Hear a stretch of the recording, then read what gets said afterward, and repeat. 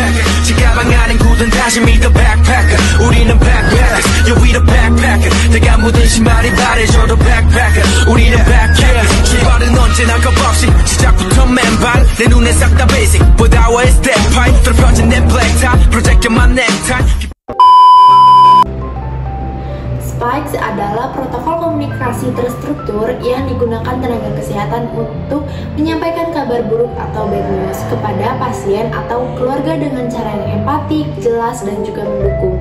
Spikes dirancang khusus untuk situasi klinis seperti diagnosis kanker terminal, penyakit degeneratif, atau prognosis buruk.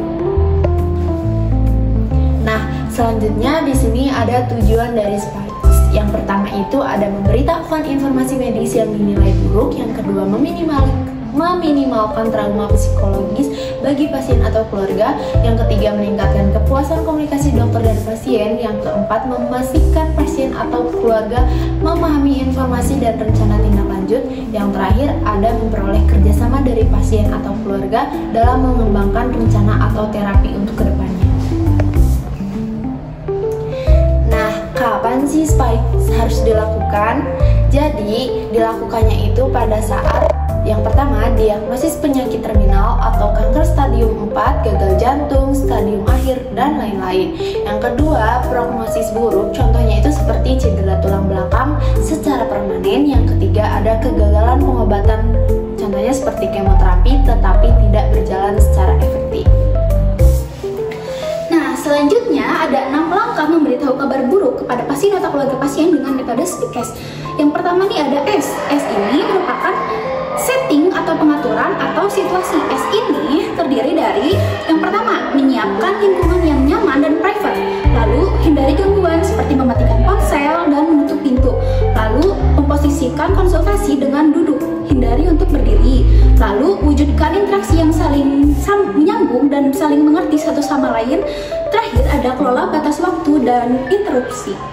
Itu ada P atau perception atau pandangan pasien akan kondisinya. Yang pertama itu kita bisa mengecek pemahaman keluarga atau pasien tentang kondisi sebelumnya. Yang kedua ada tentukan apakah pasien atau keluarga mengetahui kondisi medis atau kecurigaannya akan kondisi yang terjadi. Yang terakhir itu ada terima jika pasien atau keluarga pasien melakukan penyangkalan akan kondisinya, namun jangan dibantah pada tahap ini. Nah, lalu ada invitation atau itikat pasien akan informasi medis. Yang pertama itu meminta izin sebelum memberikan informasi lengkap. Yang kedua ada tanyakan pasien atau keluarga pasien apakah ingin mengetahui rincian dari kondisi medisnya dan atau terapi yang diterimanya. Lalu hargai dan terima hak pasien keluarga pasien yang tidak ingin tahu. Terus yang terakhir ada tawarkan untuk menjawab pertanyaan di kemudian waktu. Oke, selanjutnya ada K. K ini merupakan knowledge atau pengetahuan atau kemampuan menyampaikan fakta kepada klien. Nah, K ini terdiri dari yang pertama, menyampaikan kabar secara jelas, perlahan, dan dengan bahasa yang mudah dimengerti atau bahasa yang awam. Lalu, pertimbangkan kondisi mental pasien atau keluarga pasien. Lalu, selanjutnya ada berikan aspek positif terlebih dahulu, berikan fakta yang tepat mengenai pilihan terapi, prognosis, biaya, dan sebagainya, serta yang terakhir, berikan jeda untuk pasien atau keluarga pasien mencerna informasi. Nah, selanjutnya teman-teman ada ini merupakan emotional with empathy atau emosi dengan empati. Ini kalau ini terdiri nih dari persiapkan diri untuk memberikan tanggapan empati, lalu mengakui dan merespon emosi pasien atau keluarga pasien dengan empati, lalu kenali emosi yang diekspresikan, lalu berikan pasien keluarga atau waktu untuk mencerna semuanya, serta yang terakhir ada tanggapi dengan empati, seperti tunjukkan kepedulian kita. Tapi ingat ya, empati bukan simpati.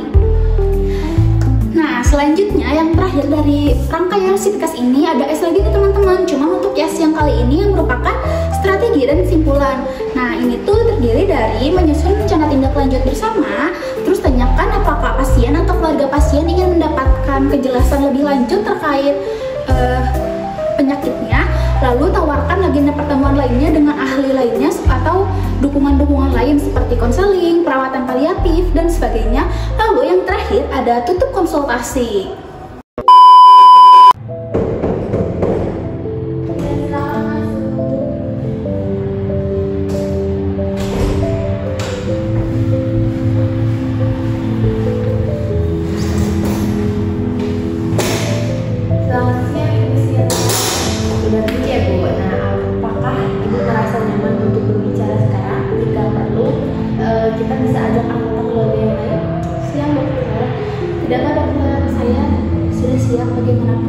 Sekarang saya harus tahu bagaimana kondisi suami saya. Sebelum saya menjelaskan lebih jauh, boleh saya tahu apa yang Ibu pahami tentang kondisi Pak Rama selama ini? Ya saya tahu suami saya itu mengidap penyakit kanker paru. Sebelumnya juga sudah pernah dirawat, kanker parunya itu stadium 1. Tetapi suami saya tetap melakukan gaya hidup buruk ya, seperti merokok, terus dari kerjanya juga seperti itu. Saya tahu kanker paru itu penyakit yang buruk, penyakit yang ganas. Tapi untuk sekarang saya nggak tahu kondisinya suami saya seperti apa. Dan yang saya tahu puncaknya kemarin itu sebelum masuk rumah sakit beliau tiba-tiba tidak sadarkan diri. Oke, baik. Tampaknya Ibu sudah memahami kondisi yang selama ini Pak Rama alami ya. Nah, untuk sekarang apakah Ibu ingin saya jelaskan secara lengkap tentang kondisi Pak Rama?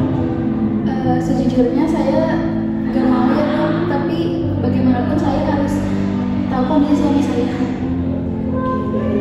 Ibu Sira, dengan berat hati saya harus sampaikan bahwa hasil pemeriksaan terakhir menunjukkan kanker yang diderita Pak Rama ini sudah menyebar ke beberapa organ dan sudah masuk stadium 3. Sayangnya pengobatan saat ini hanya bisa fokus pada mengurangi gejala, bukan untuk menyembuhkan. Saya gak menyangka Dok, ternyata suami saya separah itu kondisinya. Saya takut Dok, gimana kalau suami saya tidak tertolong? Saya mengerti ini berita yang sangat berat ya buat Ibu, tidak apa-apa gitu untuk merasa sedih. Mungkin ada yang ingin ditanyakan dari Ibu atau diceritakan kepada saya, bukan? Lalu saya harus apa Dok? Apakah suami saya bisa sembuh?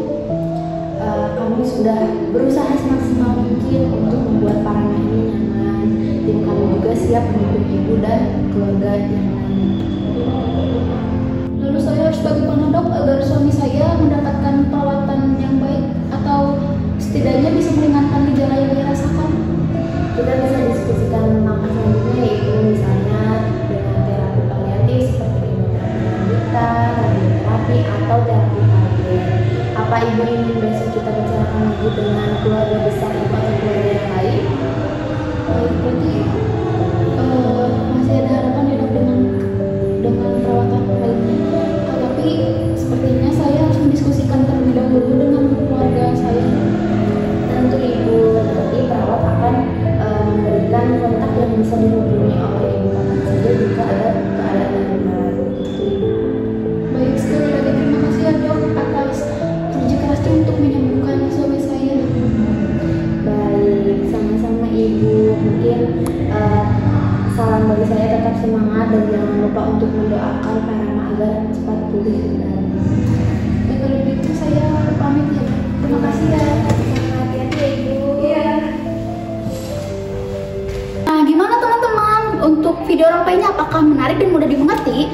Selain itu, selain speakers, ingat beberapa hal ya. Yang pertama, jangan terburu-buru. Beri waktu pasien atau keluarga pasien untuk meluapkan emosinya. Lalu, hindari kalimat klise seperti ini takdir Tuhan atau kalimat-kalimat seperti Indosiar, kami sudah berusaha semaksimal mungkin. Lalu, bisa tawarkan harapan realistis seperti kami akan bantu Bapak Ibu tetap nyaman atau kami akan memberikan perawatan terbaik.